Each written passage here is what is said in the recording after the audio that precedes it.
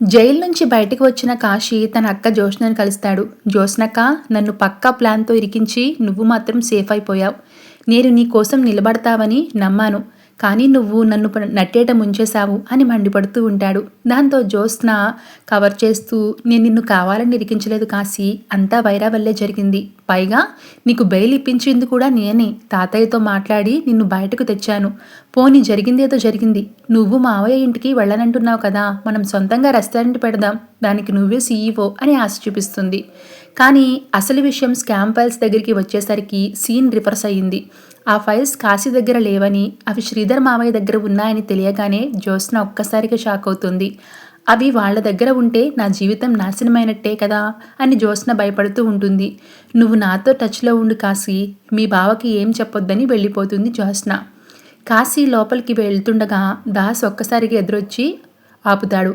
ఆవేశంతో కాశీ చంప చిల్లుమనిపిస్తాడు. ఎక్కడికి వెళ్తున్నావురా? ఇంకా ఏం చేద్దామని?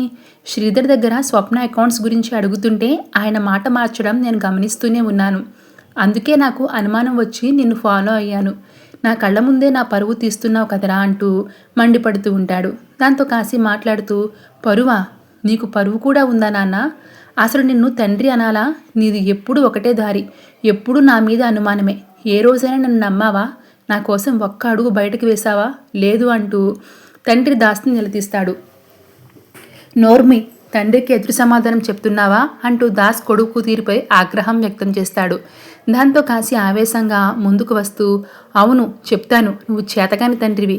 నీకు ఏనాడు నా మీద నమ్మకం లేదు, నా కోసం నిలబడే ధైర్యం లేదు. అందుకే మా అక్క పుట్టగానే చనిపోయింది. నీలాంటి వాడికి కూతురిగా పుట్టి నీ నీడన బతకడం కంటే చచ్చిపోవడమే మేలనుకుని దేవుడు దాన్ని తీసుకుని వెళ్ళిపోయాడు. నీలాంటి తండ్రి దగ్గర ఉండడం కంటే ఆ చావే దానికి ప్రశాంతతని ఇచ్చిందని తండ్రిపై కఠినంగా మాట్లాడతాడు కాశీ. కొడుకు మాటలకు దాస్ షాక్ అయ్యి అలానే చూస్తూ ఉండిపోతాడు. కాశీ వెళ్ళిపోతుండగా దాస్ అతడిని ఆపి బ్రతిమలాడతాడు.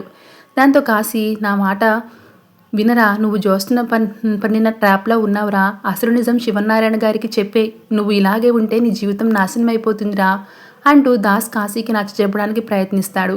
తండ్రి మాటలకు కాశీ కోపంగా, చాలు నాన్న ఆపు, నా కంటికి ఇప్పుడు జ్యోత్స్నక్క తప్ప ఇంకెవ్వరూ కనిపించట్లేదు. ఆమె చెప్పిందే నాకు వేదం. ఇక నుంచి నీ బతుకు నువ్వు బతుకు, నా గురించి పట్టించుకోకు అంటూ తేల్చి చెప్పేస్తాడు. కాశీ కోపంగా అక్కడి నుంచి వెళ్ళిపోతాడు. ఇక దాస్ ఒంటరిగా నిలబడి రగిలిపోతూ ఉంటాడు. దాస్ తనలో తాను, జ్యోత్స్న ఎంత పని చేశావు, నా కొడుకు జీవితాన్ని నాశనం చేశావు, ఇప్పుడు తండ్రి కొడుకుల్ని కూడా విడదీశావు, నేను నీకు క్షమించలేను. ఏది ఏమైనా సరే జ్యోత్స్న నా కూతురైన నిజం బయట పెట్టేస్తాను. అవును, ఇప్పుడే నిజం బయట పెట్టేస్తాను అంటూ శివనారాయణ ఇంటికి వెళ్తాడు. Thanks for watching.